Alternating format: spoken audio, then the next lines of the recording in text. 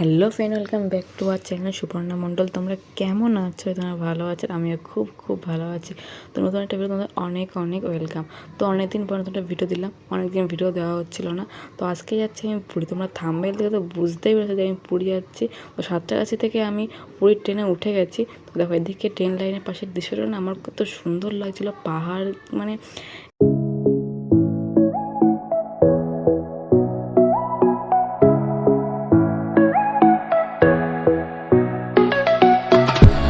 আর কে কে কতবার পুরী গেছো কিন্তু কমেন্টে জানিও। আমি এখন তো এই ধরে আমার দুবার পুরী যাওয়া।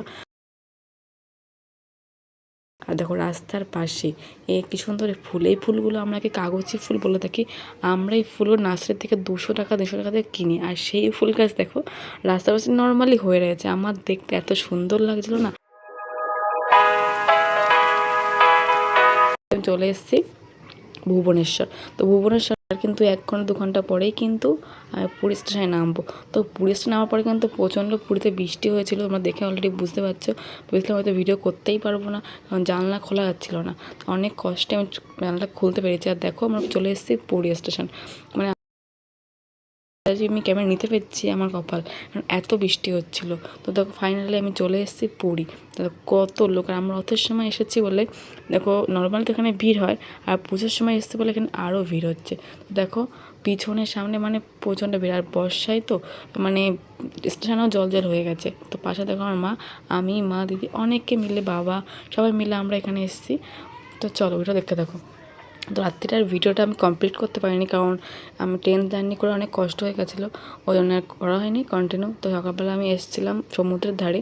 তো সমুদ্রে সূর্য দেখতে এসেছিলাম, কিন্তু আমাদের কপালটা এতটাই খারাপ যে আমরা যখন এসেছি তখন সেটা মেঘলা ওয়েদার ছিল।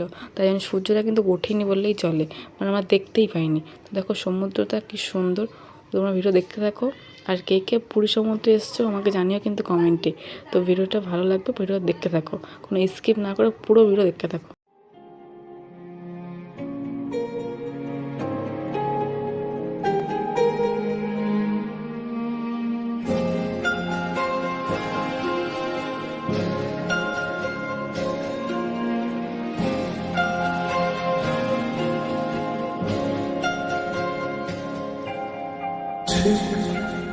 এমন এভাবে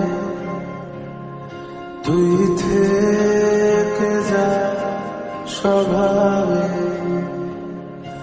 আমি বুঝেছি ক্ষতি নেই,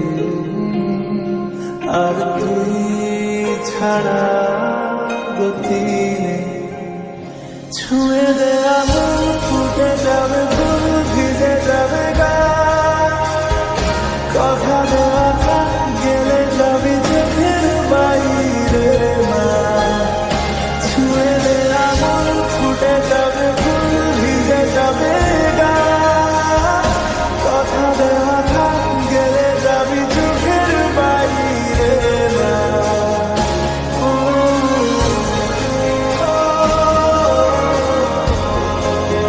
দেখো সমুদ্র কি সুন্দর। আর সমুদ্রে কিন্তু প্রচণ্ড আওয়াজ হচ্ছিলো, যেন আমি আওয়াজটা মিউট করে রেখেছি। আর দেখো শঙ্খ, এগুলো কিন্তু সব সমুদ্র থেকে কিন্তু নৌকা করে আনা হয়েছে। দেখো এখানে কড়ি আছে, তারপর শঙ্খ, মাছ এখানে কিন্তু ভর্তি। দেখো এখানে কিন্তু শঙ্খ রাখা আছে, মানে এখানে কিন্তু একদম অরিজিনালি শঙ্খ দেখো নিয়ে আসা হয়েছে। আর দেখো সমুদ্র কত সুন্দর মনে হচ্ছে যেন এখন আর ভাটার সময়, যার জন্য জলটা একটু কমে গেছে, কিন্তু জলের আওয়াজটা কিন্তু প্রচণ্ড ছিল। নাহলে কিন্তু এই যে দেখছো জায়গাগুলো বালিতে এই অবধি করে জল ওঠে, নৌকা মতন দেখা যাচ্ছে, ওই অবধি করে জল অলরেডি চলে আসে। রাস্তা কিন্তু মানে এখানটা হাঁটা যায় না, পুরো মানে জলে জল হয়ে যায়। তো তোমাদের এখন ভাটার সময় বলে তোমরা দেখতে পাচ্ছ জলটা কম। আর দেখো এখানে দোকানপাট বসেছে। তো এখানে রাত্রিবেলা কিন্তু আরও দোকানপাট বসে। এখানে দোকানপাটগুলো বন্ধ, সেখানে আরও দোকানপাট বসে। রাত্রিবেলা কিন্তু মানে সমুদ্রের ধারটা খুব সুন্দর লাগে। তোমরা কথা বলতে বলতে আমরা চলে এসেছি জগন্নাথের মন্দিরের সামনে। তো দেখো জগন্নাথ মন্দির আমরা কিন্তু ফোনে দেখাচ্ছি কত ছোট্ট, তাই না? মনে হচ্ছে একদম একটুখানি, কিন্তু এটা কিন্তু অরিজিনালি ছোটো না, অনেকটা বড়ো। যারা যারা পুরী গেছো তারা জানো অনেকেই। তো দেখো আমরা কিন্তু পুরীর সামনে একটা ভিডিও করেছি, মানে পুরো মন্দির তোমাদের ঘুরিয়ে দেখাবো। আর মন্দিরের ভিতরে তো ক্যামেরা অ্যালাউ করে না, জন্য মন্দিরের ভিতরে তোমাদের কোনো ভিডিও দিতে পারলাম না। দেখো রাস্তাঘাটে কতটা ভিড়, মানে রথের সময় বলে প্রচণ্ড কিন্তু ভিড় হয়েছিল। এমনি সময় নর্মালি এতটা ভিড় হয় না, তো এই সময় প্রচণ্ড ভিড় হয়েছিল। তোমরা ওটা দেখতে থাকো।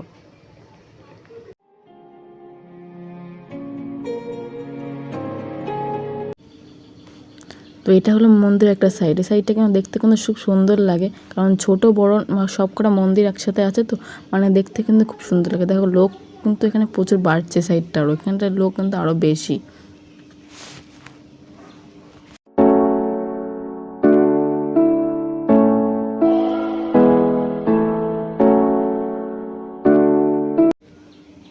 আর এটা হলো মন্দির ঠিক পিছন দিকটা, এখানে কিন্তু লোকটা কিন্তু খুবই কম, কারণ এখানে পিছন দিকটা তেমন কিছু দেখায় কিন্তু নেই, যার জন্য এখানে ভিড়টা একটু কম আছে। দেখো মন্দিরটা খুব সুন্দর লাগে, আমার তো পুরীর মন্দির কিন্তু খুব সুন্দর লাগে। আর ওই ওপরে পতাকা কিন্তু প্রতিদিন পাল্টানো হয়।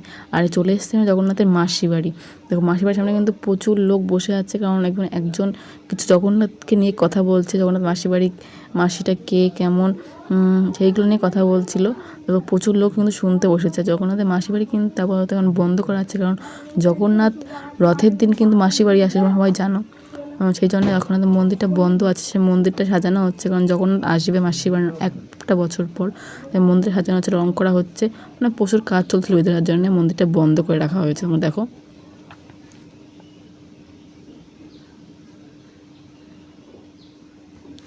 আর চলে এসেছে রথের সামনে, রথে কিন্তু এখন রথ কিন্তু সাজানো হচ্ছে, এখন কিন্তু কমপ্লিট হয়নি। এটা কিন্তু রথের আগের দিনের ভিডিও, রথ এখনো কমপ্লিট হয়নি। রথ সাজানো হচ্ছে, প্রথমে বলরাম, তারপরে সুভদ্রা, তারপরে কিন্তু জগন্নাথ, তিনজন কিন্তু পরপর দাঁড়িয়ে আছে। আর এখান থেকে কিন্তু তিনটে রথ পরপরই ছাড়া হয়, মানে প্রচুর লোক হয় এখানটা, এখানটা পুরো ভর্তি হয়েছে লোকে। আর এখানে দেখো জগন্নাথ মাসির বাড়ি যাবে বলে রাস্তা কিন্তু পরিষ্কার করা হচ্ছে, এখান তো দেখা মনে হচ্ছে অল্প কটা, এখানে কিছুক্ষণ পরে আরও লোক আসে, কিন্তু আমি ভিডিওটা করতে পারিনি, কারণ এত ভিড়ে না ফোনটা বের করতে আমার ভয় লাগছিলো, তার জন্য আমি ভিডিও করতে পারিনি। দেখো ঝাড় দেওয়া হচ্ছে, এদিকে দেখো লোক ভর্তি এই সাইডটা। তো ভিডিও দেখতে থাকো, ভিডিওটা স্কিপ না করে।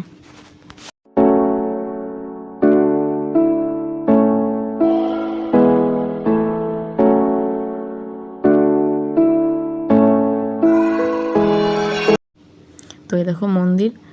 তো ভিডিওটা কিন্তু এই পর্যন্ত, ভিডিওটা ভালো লাগলে লাইক কমেন্ট শেয়ার করো, আর যারা এখন চ্যানেলটা সাবস্ক্রাইব করেনি প্লিজ আমার চ্যানেলটা সাবস্ক্রাইব করে আমার চ্যানেল পাশে থেকো, নতুন ভিডিও আসছে খুব তাড়াতাড়ি।